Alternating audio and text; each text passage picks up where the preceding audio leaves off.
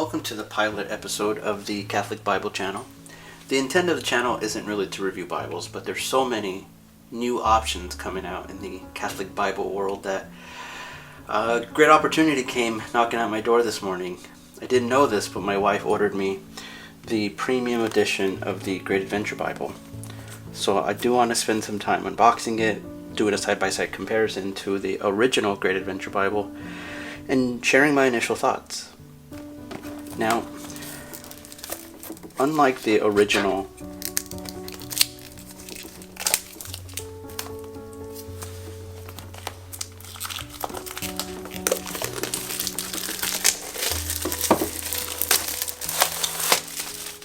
now there was one difference between this Bible and the previous one right off the bat is the original Great Adventure Bible did not come with its own Great Adventure chart,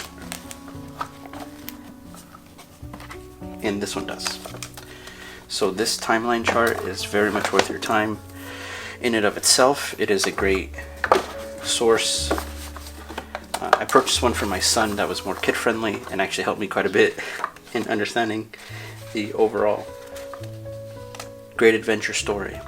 So I do recommend spending some time with the various colors. And now my son thinks, oh yeah, they were lost in the desert, that's why it represents brown. Or, oh, the early world represents blue because there was a creation of the earth. So my son can make those connections now, which is really useful. Now to the main event. Here is the leather Bible. It feels great in the hands, feels a little thicker. I'm not really a big premium Bible person, but I can tell you this paper is excellent. It feels great. And it reads really well. The ink is really nice. And the colors are much deeper than in the original Bible. So let me show you the original Great Adventure. So I've had my Great Adventure Bible for about 3 years. And you can see, just compare the purple side by side. So the colors are just much deeper in the premium Bible. And for that matter, so is the paper. And it looks actually pretty nice. But those colors are much richer in the newer, especially, you can see the spectrum here. It is quite a bit nicer side by side. So that is a worthy upgrade, in my opinion. The color of the font does make a big difference. I mean, even just the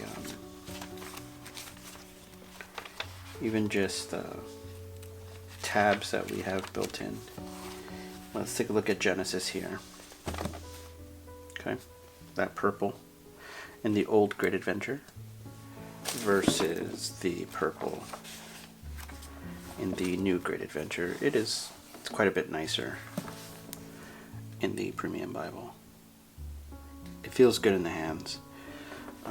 The typeface is really nice. It's nicely spaced out. Of course, what makes the Great Adventure Bible different than other Catholic Bibles is this notion of the Great Adventure timeline. And the short story of it is it allows you to read the Bible in chronological order. Some folks are asking about the raised hubs in the back. It is nice. It's a nice touch, and compared to the original, which just kind of has some of the same information, but not as stylistically nice. If you compare the ribbons, there are 3 ribbons here versus the 2. My ribbons got a little kind of falling apart a little bit, but still serves its purpose. Let's take a look at this one.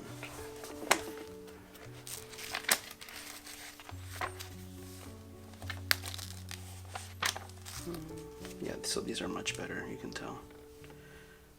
But a very worthy heirloom Bible for a family, and could not be happier with it. I won't have a review for quite some time. Again, the point of this channel, now that you're here, is really to talk about the Bible. So starting next week, I'm going to go over the Gospel of Matthew, chapter by chapter, and I would love for you to be on that journey.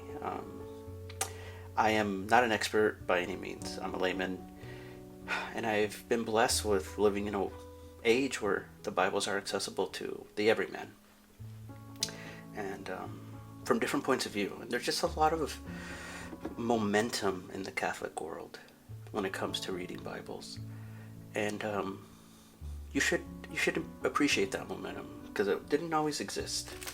We have a very unique time where we have something like this in the RSV, Bishop Barron's stuff in the NRSV, which is just beautiful.